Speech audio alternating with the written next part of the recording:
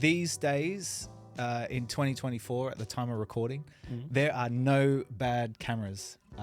If you can take a bad shot with a camera today, something's gone wrong.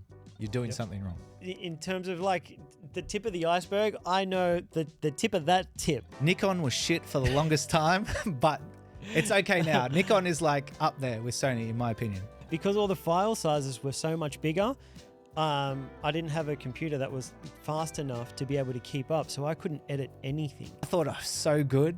I look back at my old pictures and I had so much saturation and everything was blue and... I know that song.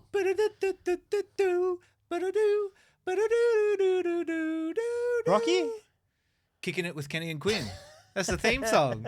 That should be the theme. That's copyright. Is it? Yeah, it's like the Final Countdown by... The Final Countdown, that's the one.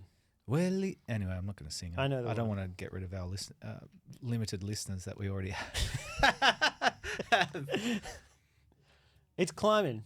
It is. We're actually having fun, and everyone's saying we're getting there, so that's good. Lots of support. I've been loving it. Welcome, guys. Welcome back to the podcast. Another day, another pod. I'm loving these. These are great. Yeah, I'm having lots of fun with it. Yeah. We so just get good. to, man, it's so fun. So today, we're talking about gear. We are. Oh, my shoulder's sore from the side injection. I'm on 200 milligrams. Man. No. So in this industry that we're in, that we're fortunate enough to work in, the common downfall I find for a lot of guys is GAS, which is gear acquisition syndrome, and it's the mindset of, if I just had this, or if I keep buying gear, I'm going to get the jobs, or if I keep buying gear, I'm going to get better, and I think that's a downfall to a lot of photographers. But I'm definitely one of those guys that just keeps buying gear. Yep. You know how many cameras I have. That's true. But you know a lot about them. True. That's the thing. So yeah, many of us don't. Like, you don't have to be. I don't consider myself a gearhead. Yeah. I don't know. You don't have to be. And you don't have to be That's creative. True. Yeah. But you've worked in camera stores. You know a lot about camera gear. Yeah. So today, so it was hopefully, you're going to give years us should I say it? Yeah. Yeah. So 2 years at DigiDirect. Mm-hmm. In the CBD store in Sydney. It was great. It's good fun. I was jealous when I saw you working there. I was like, man, you'd be learning so much about cameras and you'd be getting paid for it at the same time. I thought that was the best thing, because you get to like hands on with all the latest newest tech. If you like Fuji, you've got all the Fuji stuff there, so when it's slow in the shop, you can just try stuff. And you get to try things. That's the thing. I don't know enough about gear because I just can't be buying cameras, like all the cameras or renting all the cameras to know what they're all like. But you did go with the best brand, Sony, so... I'm very happy with my brand. I love it. You got two of the best cameras, Yes. the S3 and the Sony ZV-E1. Yes. Fantastic Couldn't cameras. be happier. Yeah. Great sensor. Yeah, but I've never, because I bought before that, my very first camera was an Sony A6400. Yeah. And I've stuck with Sony ever since. Why did you go Sony in the beginning? Dude, YouTube told me to. Who was the creator or the YouTuber that was like, hey, you need to go Sony? He would have been at random. I just would have typed. I just would have gone on best YouTube. Best camera to buy as a first camera. Beginner camera. And I guess that's why we decided to create this episode. So this is your time to shine, Quinn. I'm going to be asking you all the questions. You shoot. Because I think there's a lot I can learn from this too. So the hardest thing also about working in a camera store is that you have to know everything about everything, right? You can't just be... So when I first started, it was about 4 months and I just knew Sony because I was like huge Sony fanboy, still am. Sony, if you want to sponsor this podcast. We're open to it. We're open to it. I mean, we use all the Sony cameras. We're Sony advocates ourselves, really. Yes. But yeah, so I only knew Sony systems. And this was back in the day before they had updated the menu system, so it was quite quite difficult. Anyway, so I didn't know much about Fuji, didn't know much about Panasonic, all that sort of stuff. And I had to quickly learn because there were so many people that were coming in that didn't want Sony and didn't know anything about Sony. So I was like, okay. So then I lost sales to the other guys. And I was like, I can't do this because we had commissions and whatever. So I was like, I need to make that money. Yes. So I had to learn about other systems, which was scary, but it was good. It's good to know because it's a big decision, right? It's not cheap to start getting, like when you decide to start using cameras, buying your first camera, lenses, it's not a cheap decision to make. And you want to make sure you're making the right one, especially when there's so much information out there. There's so many different cameras. Yeah. And even now, the amount of times people that are just starting out come to me just because it's what I do for a living. Yeah. And they would have just found a camera that they must have YouTubed or found on Google and they just show it to me. They're like, is this a good camera? Like I get that question all the time and they're just showing me a random camera that I've never used before. You're like, yeah, that's great. Yeah. Because it's a big decision. Like when you're spending thousands of dollars. Yeah. It's an investment. Yeah. But you want to be sure that you're getting the right one for what you want to be doing. Yeah. That would be, I would say, the first question. So as soon as someone would walk through the door and they didn't know what they wanted and they were just starting out, it was like the first question, what do you want to shoot? Because that will change, I guess, the system you should invest in and the camera that you should go for first up.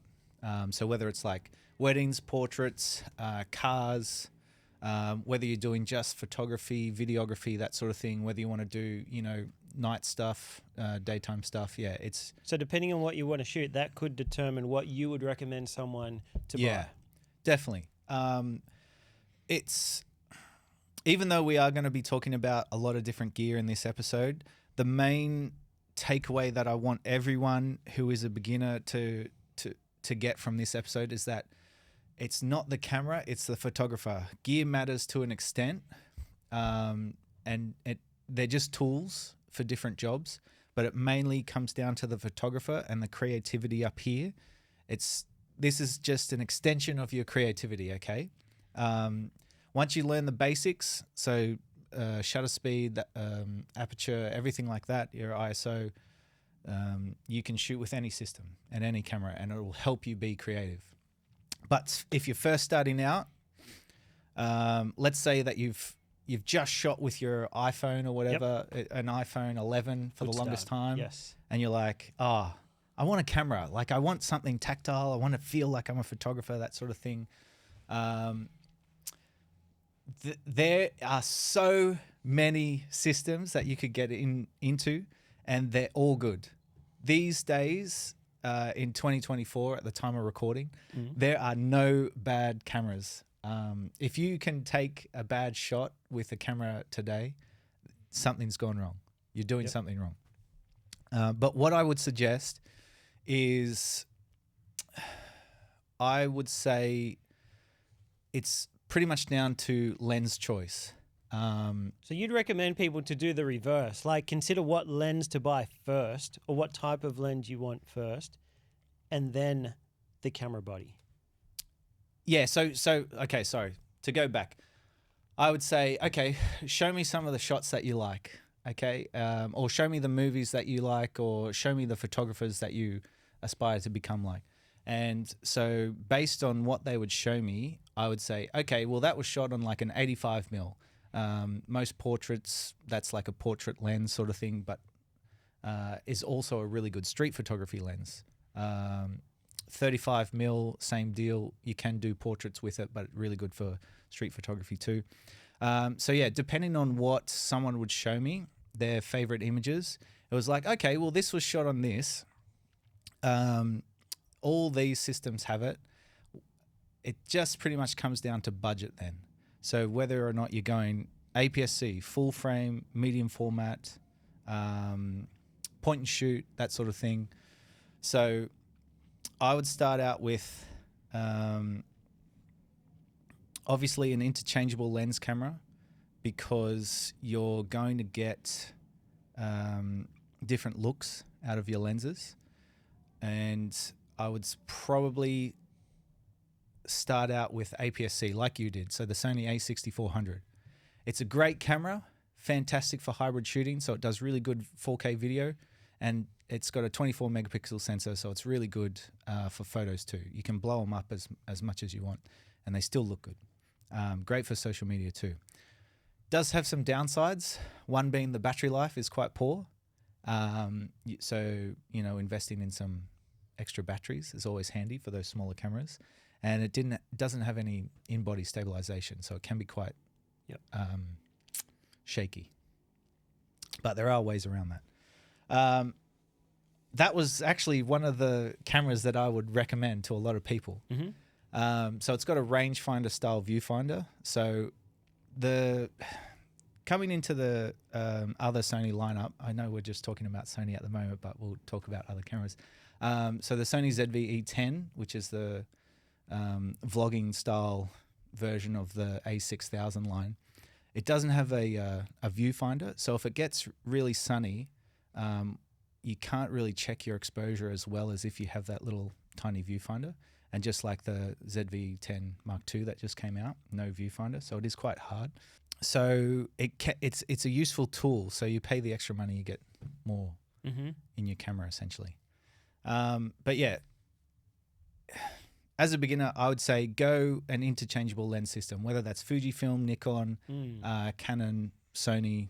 Yeah, because I've heard some people say, "Oh man, like they buy a fancy camera, they spend the money, and they're still not getting the shots that they thought they were going to get." Yeah. And a lot of the time it's because then they realize, oh shit, I actually need to get the lens that I want in order to get the shots that I've got in my mind. Yeah, lens choice will help with shots, but also knowing the basics. A lot of the times it's about 99% user error.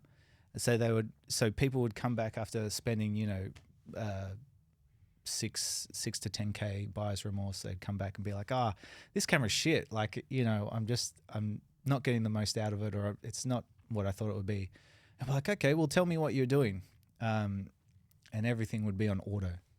And I would be like, oh, okay. Another tip would be, as soon as you can, try to shoot on manual mode so you have full control over your image.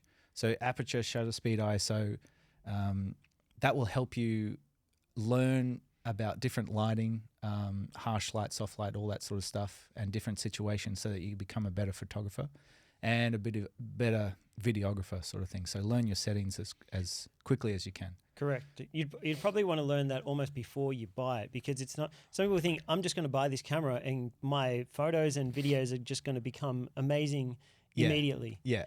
And then they buy it and they're like, what the fuck is going on? Yeah. I can't see anything. Well, that's the thing too. You need to edit things, right? Yeah, there's a lot that goes into it. It's pretty much all post-processing. Yeah. And that will help you bring out your creative vision. So yeah, as well as there are so many hidden costs as well. Yeah. With getting into a camera system.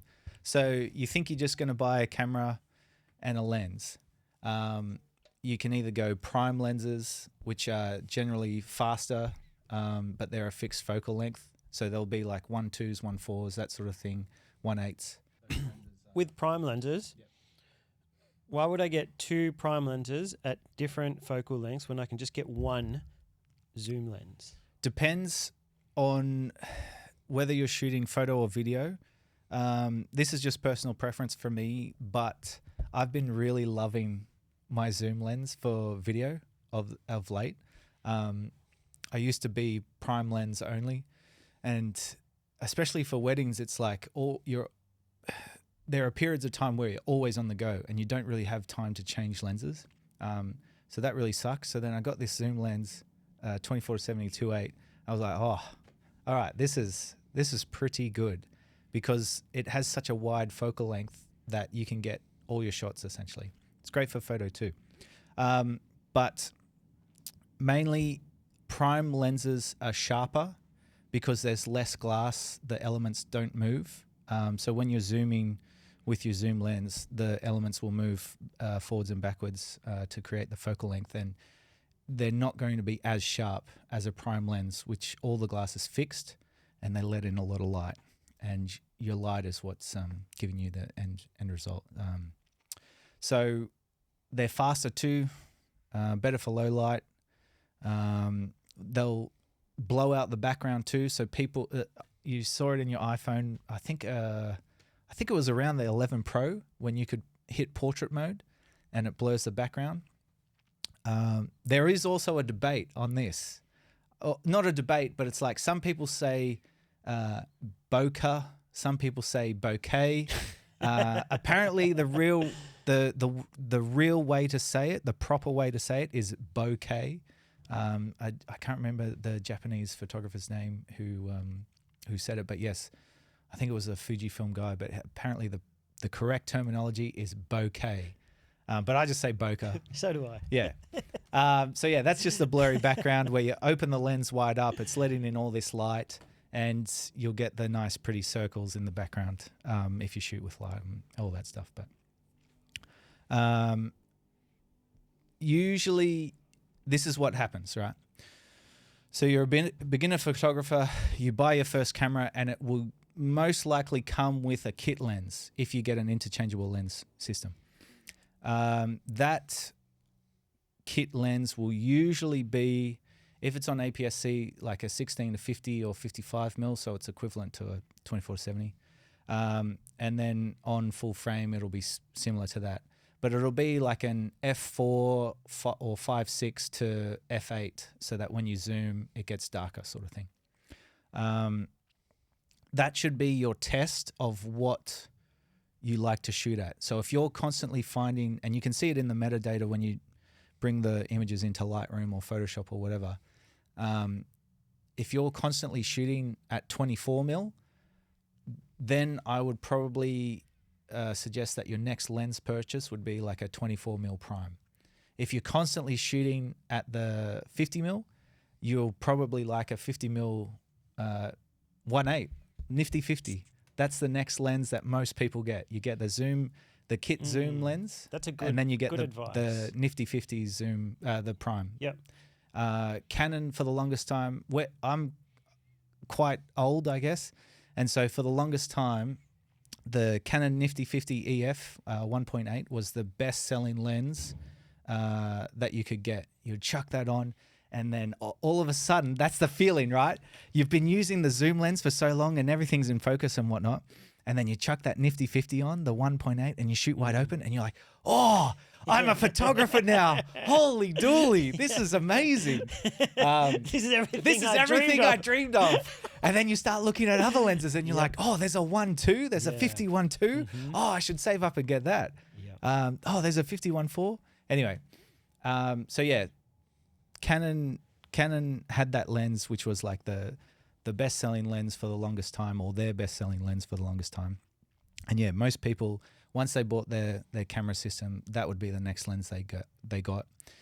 Just because you can blow out the background, you can focus on your subject, you have better isolation, and I remember the feeling when I first got it, because I shot on Canon and I had the 6D. I got like a zoom lens or whatever, and then I went to that Nifty 50, and I was like, oh, I thought I was so good. I look back at my old pictures, and I had so much saturation, and everything was blue, and anyway. Yeah, everyone does that. Yeah. Everyone just goes blue. Yeah, I don't know. So I don't know strange. what it was, but it was just like, oh, but yeah. So you started off at Canon. I think that's another thing that a lot of people don't realize when they first start out is that you can't just buy a lens. Like, not all lenses work on every camera. So if you've bought say a Canon camera, you buy a whole bunch of lenses, you can't just switch to Sony and expect those same lenses to fit on there. So you're almost like committing to one brand, right? Yeah, so what used to happen, so before mirrorless sort of became mainstream, you had DSLRs. And yes, you could get adapters, but essentially you were stuck in that system. So Canon had the EF mount, Sony had the E mount, Nikon had its mount, Panasonic's got L mount, all that, Fujifilm's got X mount. And so once you bought that camera, you were stuck in that lens system, that camera system. You can get third-party options, which are really good. So they're a little bit cheaper than, say, like a Canon 70 to 200 2.8.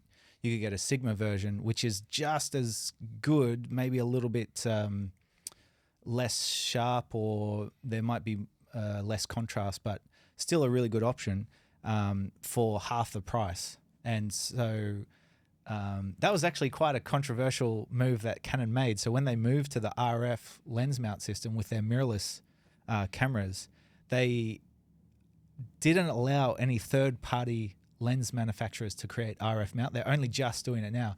And that's a big reason why I think they lost a vast majority of the market share, because a lot of people went to Sony, because Sony E-mount system is now the most. There are so many lenses for Sony E-mount. Sigma, Tamron, 7 Artisan, like there are heaps. Samyang, there's so many. And so now Canon are coming back where they're like, okay, we need to get more people back into the Canon system. Let's do that. But anyway, so what happened was, yes, with DSLRs, you have your lens and you have your flange distance, which is the distance between, say, the back of the lens and the sensor. And so with mirrorless, they got rid of that flange distance. So now you can attach any lens from any system. You just need an adapter. So you can get dummy adapters or electronic adapters. So any lens can fit on there? Any lens could go on this Sony lens if you get the right adapter. That's where a huge resurgence in vintage lenses has come back, like especially the Mitagon or the there's so many lenses just to change the look of what you're going for. So now it's even easier. There's less barrier of entry for having a stylistic choice with lenses, especially. It just depends on what you want to go for. What about like cropped cameras and full frame? What's the difference and why do they do it? Because I had the A6400. Yeah. I had my lenses. I thought I was set. Yeah. And then I got the the Sony A7S3. A7S3. Yeah. And I put the same lenses on, and everything was cropped. And I was like, "What the fuck is this?" I was spewing, man. And I had to sell all those lenses and buy all these new lenses. Yeah. I had no idea. So that is the hidden cost, right? So if you do. This is the thing. You don't really need full frame to create or to like be a professional. I shot for the longest time on my A6500. I have so many weddings where it's that is a fantastic camera, and it was really good for video too. A lot of professionals shoot full frame just because there are camera bodies that have two memory cards, so you can back up just in case one card fails, that sort of thing. But say that's just in the wedding industry.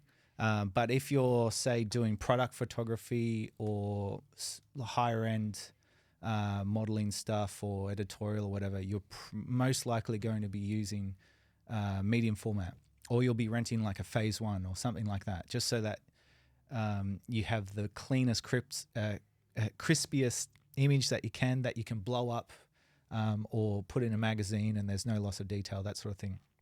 But APS-C is still fine. Most of the like the RE cinema cameras, that sort of thing, are all Super 35, which is APS-C essentially.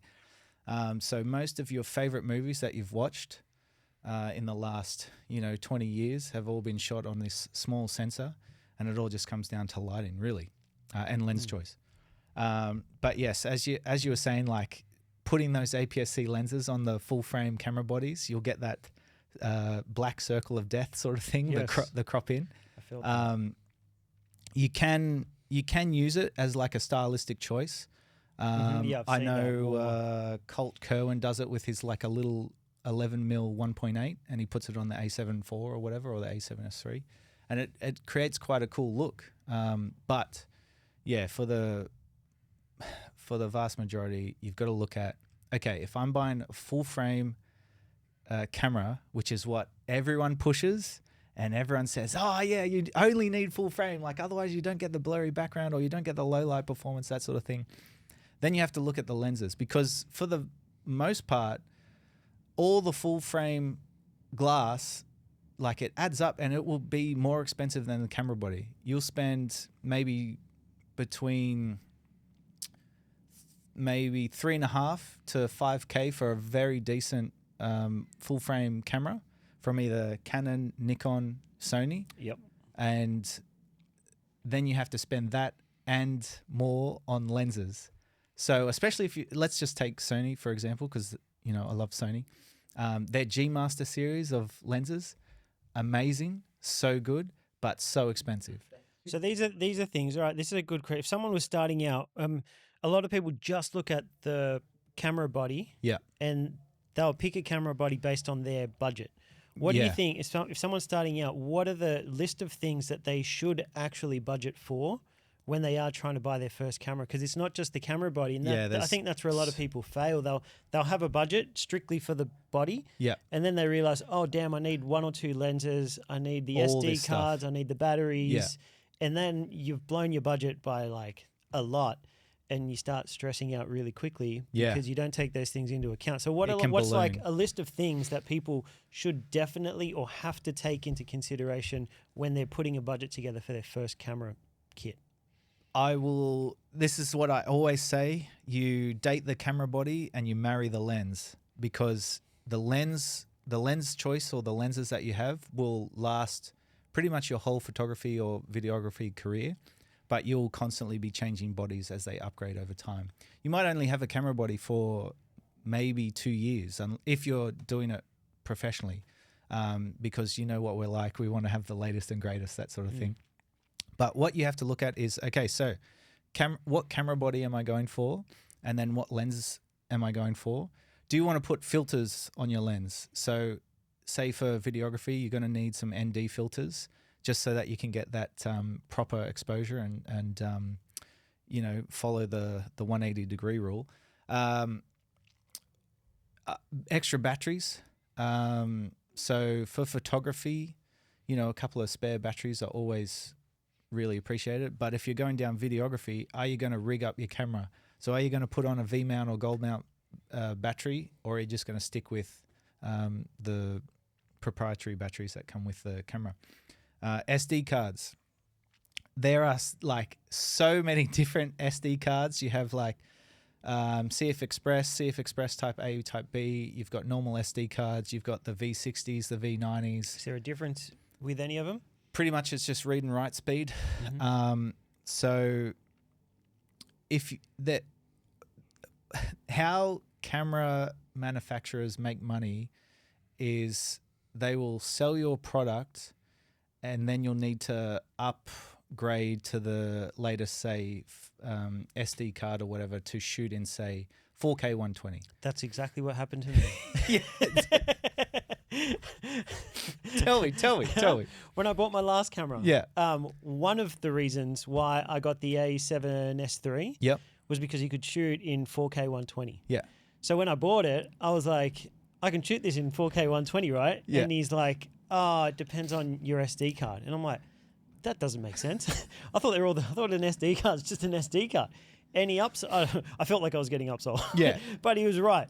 He's like, you need this specific card if you want to shoot at 4K 120. All the cards that you currently have that I had with my previous camera, he's like, you're only going to be able to shoot at 100. Yeah. So I had to buy it. And Yeah, again, it it's was just ridiculous. another extra expense. Extra and it was an cost. expensive card, man. Yeah. But I had to. Didn't make sense. Explain this to me. So, okay, so this is what happens, right? And this is what would happen. Someone would come in and they'd want so just an example, this is what happened. A guy came in, the Canon R5 was just released, and he had saved up all this money. I think he had like 10 grand. So he bought a Canon R5, a 51.2, and then a 24 to 70 f2.8, which is a fantastic lens. If you are in the Canon system, it is heavy, but that's pretty much just a prime lens. Like, it's so good. Anyway, so he thought, okay, awesome, I've got everything I need. And then I was like, okay, cool. Like, are you gonna what are you gonna shoot? And he's like, I want to do weddings and stuff. And I was like, okay, well, you'll probably need some fast cards, because the write speed on the normal cards that you get, the normal SD cards are pretty slow. So if you do, you're limited in your burst mode. So especially, say, for stuff that you can't miss, like the first kiss, you would chuck it into high frame burst mode so that you're shooting at like 21 frames a second or something like that. I think the R5 from memory was like 11 seconds, 11 frames a second or something. But yeah, so he bought the slow cards because he didn't have any money, because he'd spent it all. His budget went straight to the body and the lenses. Yep. And then I think he came back 2 weeks later and he was like, yeah, man, I should have bought the fast cards because this is ridiculous. Like, as soon as he would burst, you have to wait like 2 minutes for it to write to the card, and then you've missed them walking down the aisle or whatever. So card choice is nearly as important as like lens choice and everything. Because if you don't get the right card, you can't use the camera as intended. So yeah, say for the S3 or the, you know, FX30, FX3, that sort of thing. Yeah, I got stung by both those things. Oh, did you? Both my lenses didn't work. Yeah. That I brought up. Yeah. And so then I had a budget just for the body. So I bought the body. It was like $3.5 grand, $4 grand. Yeah. And I thought I was set. Then I put my lenses on. That didn't work. Yeah. So I had to buy 2 new lenses on top of that. That was another $3 to $4 grand. Yeah. And then my card didn't work. So that was a big thing too back in the Canon days. So you had their crop sensor was EFS, and then the full frame was EF. So people would come in, they'd buy the cheap EFS lenses, and then they wouldn't fit. And like you can jerry rig it and cut off a bit of plastic or whatever and make them fit. But yeah, anyway, so yeah, with your fast cards, that's how they'll keep you from shooting in the frame rates that you want to shoot in. And sometimes those cards are like, I remember I bought the, I was like, oh shit, now I need the CF Express Type A because I got the FX30 and I couldn't shoot 4K 120. And so I was like, okay, I know this is going to hurt. And so I shot 2 weddings to save up to pay for the 2 cards. So I could shoot at the same time, right to both cards. They were like, I think it was $480 per card. Wow. For 160 gigabytes. Yeah. CF Express Type A. Wow. Lexar card. I didn't go Sony because I didn't have the money. Those cards are like $800 and it all racks up. They're like as expensive as the lens. Anyway. It's something I think most people overthink, the card. Yeah. They're like, oh, surely you think, that's just get an SD cheap. card. Yeah. Yeah. I mean, you can do it, but you will be limited in what you can shoot. So yeah, battery, I always recommend that you get a proper battery, not a third-party battery, because a lot of the times over, say, it's usually about 6 months, those third-party batteries will lose their charge. Felt that too. Yeah. What'd you go, Jupio or? Jupio. And they were beast at the start. Yeah. Like, they lasted ages. They were really good, This is so good. And you're right. About 6 months, between 6 months and 12, they died fast. Yeah. They so what happens is those third-party batteries will have a little bit more juice. Say a normal battery is like 2100 milliamp hours or whatever. It's worse than Apple. These batteries will have like 26. So you're like, oh, this is lasting forever. But then they just die. I don't know whether it's the lithium in them or whatever, but anyway, yeah, they just die over time. So battery choice is important. I just recommend always go with whatever brand you've bought, just buy their batteries.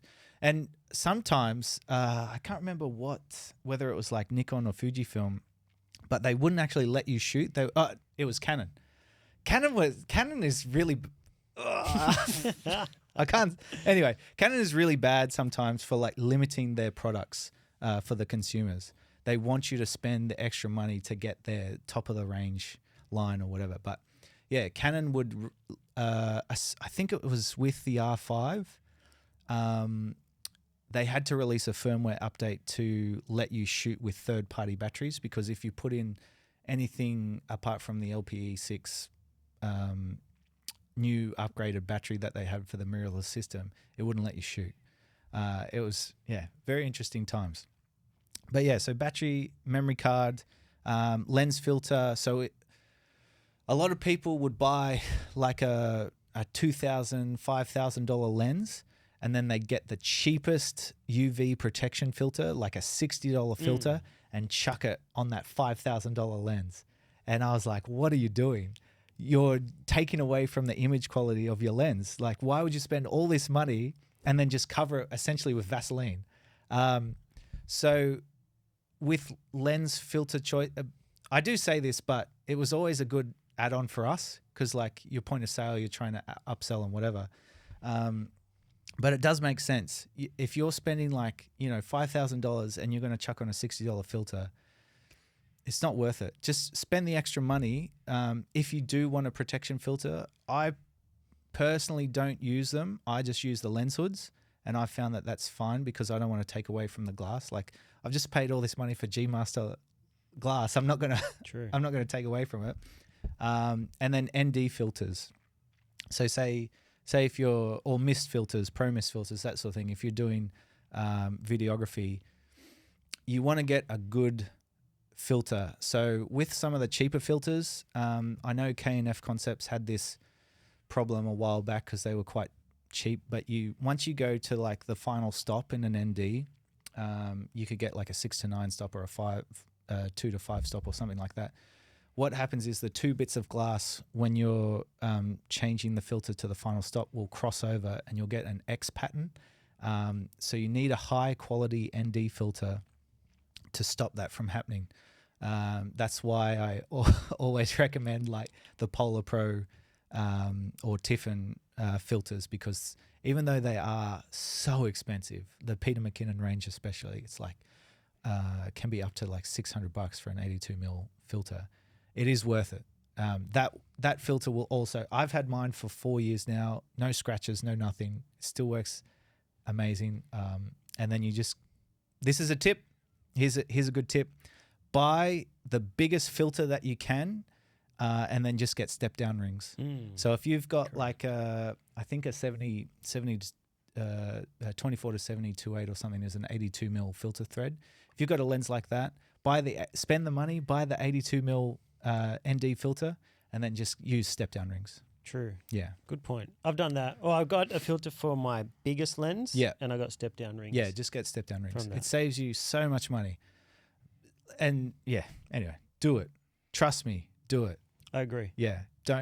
This is it. Just get that filter and then get the step down rings, and then just buy the lens caps, the $8 lens caps, put them on the step down, step up ring.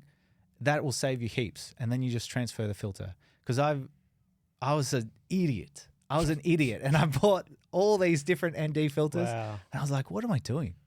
This is a waste of money. It's a lot of money. Yeah. I could have just bought another lens. All right, backtracking a little bit. Go. Are there some cameras that are made specifically for photo and video, or can they all do both? Are some better just at photography than video? There are specific photography cameras, specific video cameras, and then there are hybrid cameras. So it depends really what you want to do. Pretty much every camera now every mirrorless camera can take some sort of 4K video. It just won't be as good as some other cameras who are specifically meant to do that. So let's take Sony. Sony has got the R range, which is for resolution. They've got the sort of base hybrid model, which is like the A7 IV. And then they've got the S range, which is for sensitivity, and it's mainly a video camera. So you've got the S3, right? Yep. So 12 megapixel sensor. It's really good in low light, and the pixel size is huge, so the image looks amazing. But for photos, it's not that good. Correct. Because it's only got 12 megapixels. It's okay for social media, but I probably wouldn't print them out. I've realized. Yeah.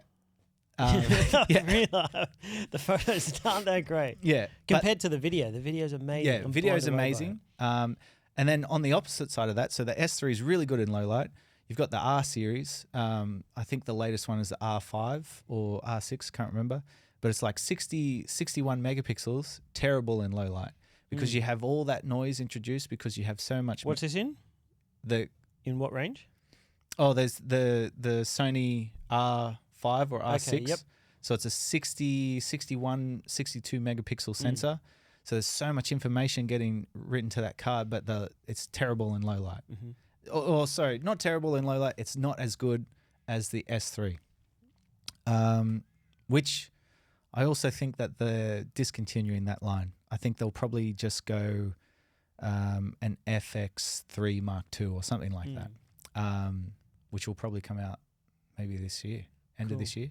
I found my A6400 was terrible in low light, like really bad, to the point where I just didn't do any work at night. Like I never shot at night. Yeah, it's tough. Because I did it. I'm like, this sucks. Like all of it was bad. Yeah. So if anyone ever asked me to do something, I just wouldn't do it. And so when I upgraded to the A7S3, you're just like, oh yeah, let's go. Unbelievable. Yeah. Like it blew my mind.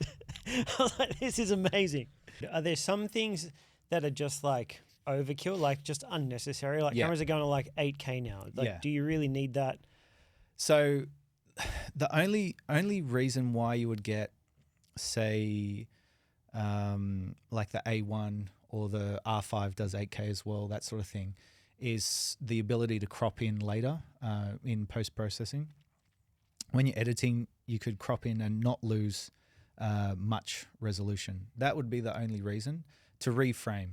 So like the Ursa Mini 12K sensor from Blackmagic, that's a cool camera just because you could, reframe, shoot wide and then reframe sort of thing. That would be the only reason. Another added cost that I didn't really think about is storage. Yes. Where are you going to store all your photos and all your videos? If you're shooting at 8K, you're going to need terabytes of storage. So the file sizes become much bigger. Yeah. Once you start getting into these. I remember, what did I shoot? So I had like the 6D and then I went the Canon RP and then I was like, oh, the battery life shit. Like it still felt good. Man, sorry, segue. I have ADHD, guys, so I'm trying to focus here. I'm really sorry, but my mind always goes like this and there's heaps of tangents. But another thing that comes down to all the different camera brands will feel different in the hand. And this is a thing that doesn't get talked about a lot, but hand feel, or how you hold the camera, how it feels in your hand, matters. It makes a huge difference. If you're shooting, say if you're doing weddings or whatever, and you're carrying around this camera for 12 hours a day, it matters how it feels in your hand. If it's not comfortable, you're not going to shoot. And if it's not comfortable, you're not going to get good shots because you'll be like, I don't want to shoot, like my hand's cramping up, that sort of thing. So the grip on the camera, to me especially, it makes a difference. It matters a lot. So those little APS-C cameras like the A6400, that's hard to hold, right? So then you need to get like a grip extension for it. The Sony A7 III, like the 3 line, their grip wasn't as good. They fixed it with the 4 line, so it's better now. But Nikon and Canon, in my opinion, have the best grips. So all the R series, I remember when the Canon EOS R came out and I picked it up because I'd been with Sony for the longest time. And I was like, damn, this is good. I might change. But I didn't because it only had one card slot. And anyway, grip matters a lot, how it feels in your hand. Especially with like Fujifilm, the X100V or X100V and then the X100VI. It's a tiny camera, but you need to build it out. Like I don't have huge hands. I'd say they're, above average. But when I pick up those tiny Fujifilm camera bodies, I know they want to be small and compact, but I can't shoot for long with them. So that's why I didn't go with Fujifilm. Totally. It has to feel good in my hands. Now I've forgotten the original question. Storage, yeah. So, especially say if you're a videographer, right? Like, how many external hard drives have you bought this year? Too many. I've already bought 3 just from shooting like 100 gigabytes per shoot sort of thing. Especially if you're doing it for work because you can't delete most of what you shoot. You can't. You just don't know when people are going to... Last week, I got hit up in the DMs asking for a photo that I took in 2021 because they wanted to use it as a banner for an event that they had coming up. And I got a DM. They said, "Hey, Kenny, can we get this photo? Can you send this over? We want to turn it into a banner. Thanks." And it was from 3 years ago. Like, you just never know when you can't delete anything. You really can't. That's a good, sorry, to take another segue. That's a good, say if you are turning it into a business, and you're trying, say for weddings or events or something like that, you can create galleries. There's too many programs to list or websites to list or whatever, but have a end date for when your photos won't be available. Because as photographers and videographers, we shouldn't be held accountable as like having storage. You should have a set date of when you're going to download or pay for your photos, and then that should be it. You should delete. In my opinion, I think for wedding photographers, I think 2 years is probably a good. So you'll delete? Have you ever deleted things forever? Yeah, they're forever. Gone. Yeah, wow. Because I can't. It adds up, right? I know it adds up. External hard drives fail, like we all know that. Cloud services get expensive. But again, this is. Do you ever get attached to your work? Like you're like, yeah, of course. That? Yeah. I'm just like, man, that's amazing. Yeah, I feel But like. if I really love it, I'll print it out. Yeah, okay. But I feel bad deleting something that I made. Well, it's also a good upsell, right? So You're again, this just coming from like a wedding photography background. Say you do have that online gallery and your couple has gone away, they've been on a honeymoon or whatever, they've completely forgotten about the photos. They've seen the sneak peeks and they've seen the album and they're like, oh yeah, that's cool. What you could do is send them an email with like, say, 20% off. Hey, if you download a gallery now, or if you print out some pictures, you can do your value adds or whatever. Yep. That's a good way for them to finally go through. 20% off. Yeah. Okay, let's get some pictures, So they'll download their album, and that's a good way to get it off your hands. You could do it after a year as well. You could be like, hey, I know it's your anniversary. Just so you know, the photos will be taken down after this year off the cloud service. So if there's any photos that you want to download or pay for or print out, do it now, because after this week, they'll be gone. That's another good way to like upsell, make some extra cash. Correct. And you can do that with any business. But I think there should be, especially because storage is getting cheaper, but it's still expensive. And it shouldn't be up to you as the photographer or the videographer. Well, it is always an upsell. Like if someone if they were to hit me, I'm like, okay, cool. I have many hard drives. It's going to take me time to look this up. Get through so that's obviously something that you'd say they'd have to pay for. Yeah, like the time of just chasing this up and finding it, and me storing it for you for this long. File management, it matters. Yeah, exactly. But it is an upsell, definitely. But yeah, it's another added cost that I think people forget about. Hard drives, man. Yeah. Whew. Yeah, they cost money, especially when you're buying so many. Yeah, especially if you're going like SSDs, if you're working off like, say, the T7 Samsungs or something, or the SanDisk. Like those things can get expensive, right? It depends on what you're shooting. Yeah. We're shooting a podcast. Yeah. Three cameras. Over an hour long. Yeah.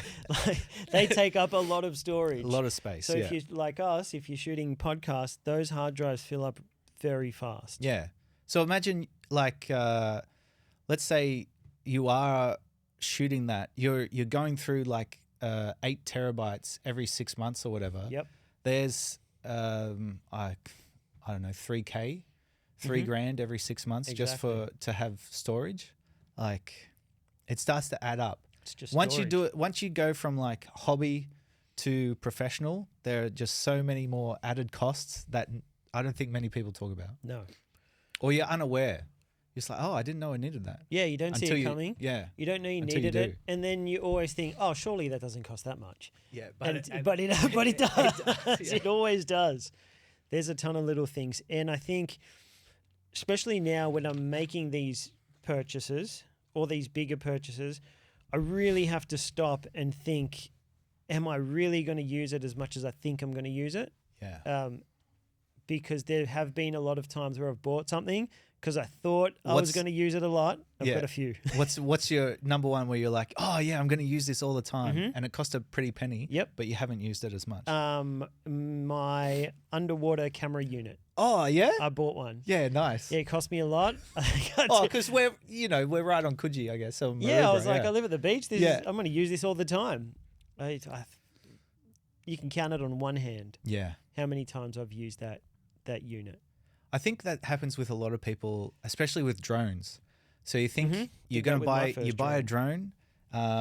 Generally, there's only one company that people go for, DJI. so yeah, you buy a drone and then it sits in your bag.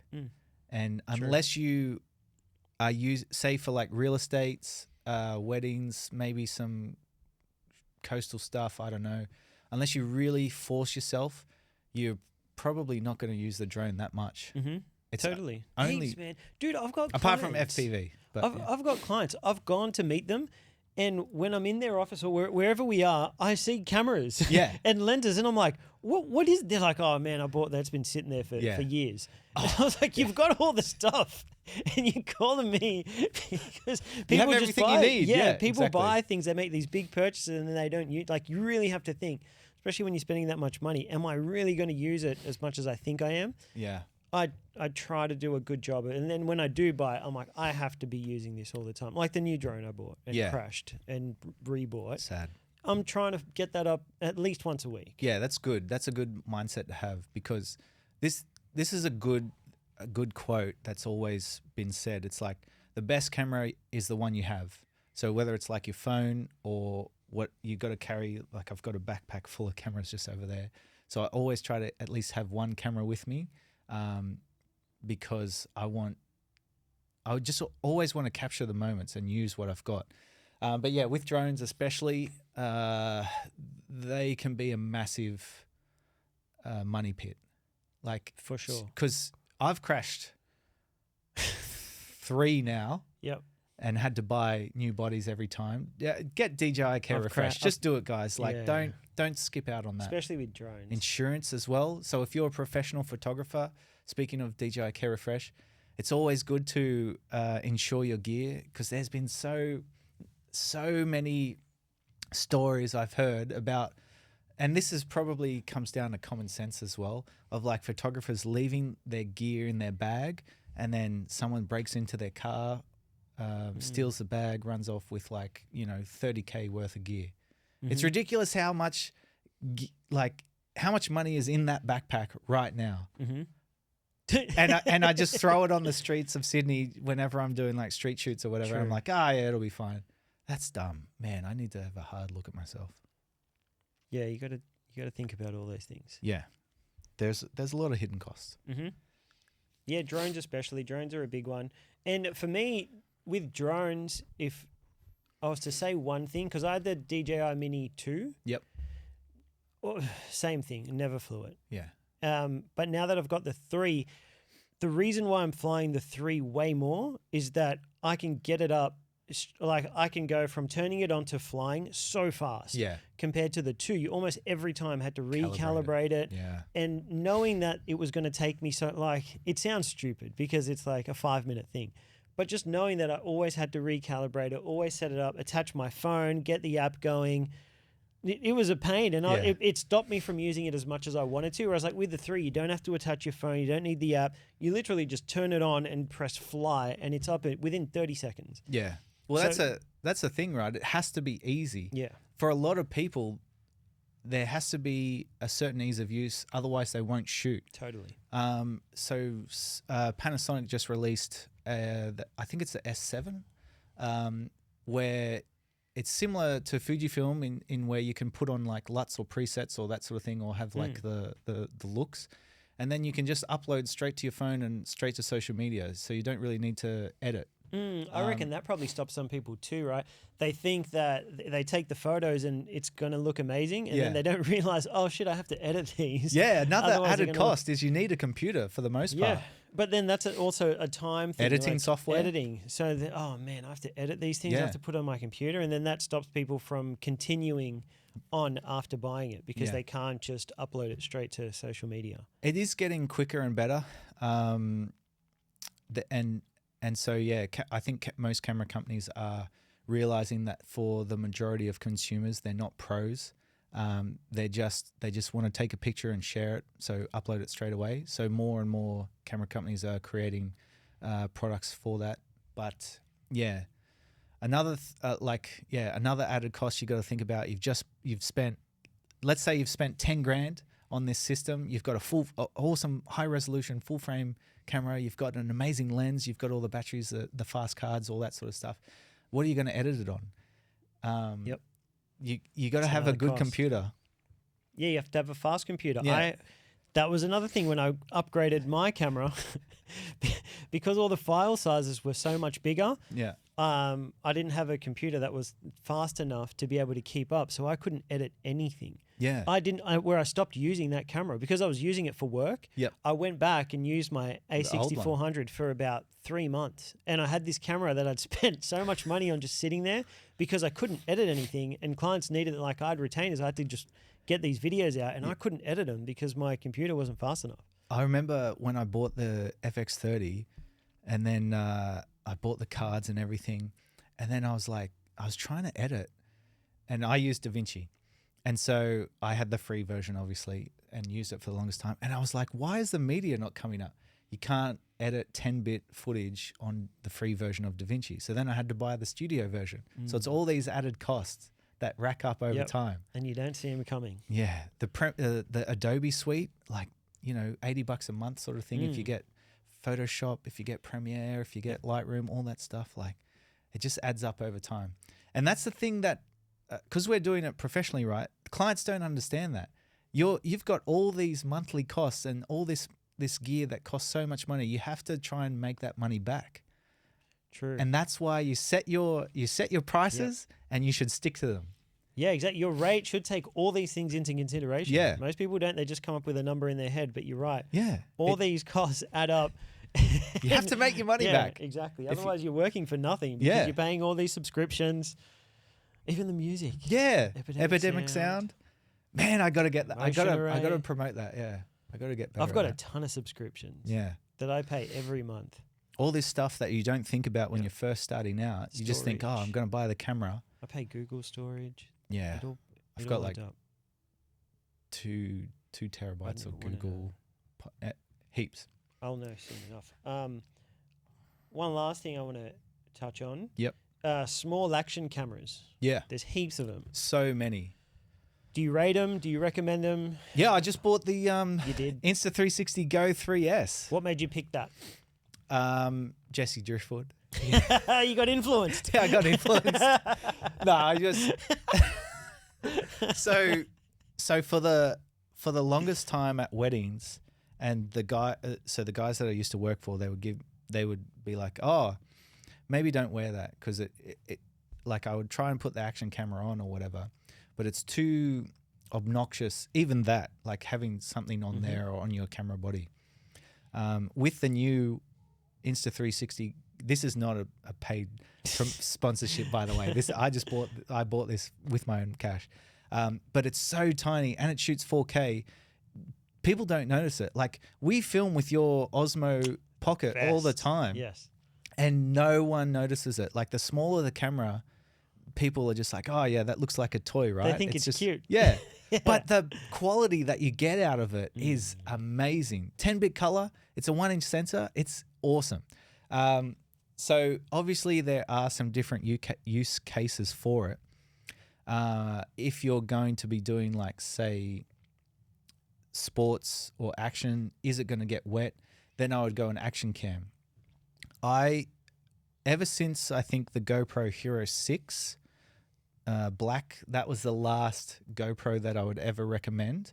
After that, they weren't really innovating. They were just sort of, I always believed that GoPro was a marketing agency or a marketing company. They were really good at marketing.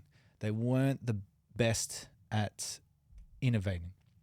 For a while, they were huge, back in the day. I remember. Back in the day, they were pretty good because they were the first. So do you reckon they've fallen off, or have, like, their competitors also just gotten really, really good? I think it's a bit of both. I do believe that GoPro's fallen off. And yeah, DJI is now sort of the leader, I guess you would say. Insta360 also, even though they've had some controversies, but yeah. I love my DJI Osmo 3. Yeah. And that's the thing too, right? You use it more because it's fun to shoot with, and it's small. And there's you flick the thing and hit record and you're good to go. You can use it everywhere. Like, it's not intimidating. No one even realizes you're using it. And if they do, they think it's a cute little toy. Yeah. It's really, really wide. So you capture everything. I love the face sensor. So you can put it on face tracking. Just follows you around. It's like you've got your own little cameraman just following you around. And I've got I think I'm onto 4. I've made 4 people buy one. Yeah. I'm up to, and they're my clients. I'm still on the fence. I've made 4 clients buy it. I'm like, because the quality is amazing. You can just sit it there. It'll follow you around. It's super wide, so it gets everything. It's and a then good I've camera. got clients buying this, shooting it, and then giving me the footage to edit. It's easy, right? Yeah. Yeah. And then everything's consistent because it's, And you get good quality. I would say, yeah, that's a big thing too. It has to be easy to use, but you also have to have fun shooting with it. You're probably not going to have fun, right, if you're shooting at the Opera House and security is always coming up to you and being like, hey, no professional photography or whatever. And you're like, I'm not a professional, I'm just shooting or whatnot. And it's just because you went full frame, you got the battery grip, you got the huge lens, and you look like a pap or something. Whereas like if you get a little APS-C or whatever, you can break it down and it still shoots amazing photos and videos, but you don't get stopped by security that much. Luna Park especially, so bad and so annoying. Like if you have any sort of gear, you need permits and that sort of thing, they come up to you and they're like, oh, hey, none of this. But especially because of that FX30, I love it. I can strip it down. I can take the cage off. I can put on a small lens like a little Sigma Prime like the 5614 or the 1614 and still shoot with it, but it looks like a toy and no one comes up and stops me. And it's amazing. It's so good. But if I had rigged it out I've got the handle, the monitor, the V-mount battery, the mini matte box or whatever, it's like you get stopped all the time. You're right. I think that's why I use the ZV-E1 more than I do, because it's smaller, it's lighter, and it's less intimidating. Yeah. Even though it does but you the still exact get the same good thing. quality, Yeah, right? you get great quality, and just people in general, when you're shooting them, they just tend to that's the thing be a too. bit You more want to get, comfortable. if you're doing people, you want genuine reactions. And a lot of the time, people aren't used to having this big camera in their face. That's right. So freak out. it does help with that.